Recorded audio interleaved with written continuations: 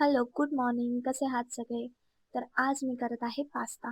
Actually हा मी जुगाडू pasta केलाय कारण माझ्याकडे पास्त्याचं प्रॉपर सामान नव्हतं.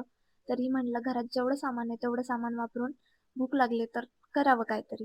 तर मी इथे करते पास्ता आणि मी पास्ता मसाला वापरलाय. माझ्याकडे चिली फ्लेक्स आणि ऑरिगॅनो होतं. मग त्याच्याने मी आणि मैदा पण होता. त्यामुळे मी व्हाईट सॉस आधी तयार करून घेतलं. त्यात पास्ता मसाला मिक्स केला आणि नंतर मग पास्ता टाकला.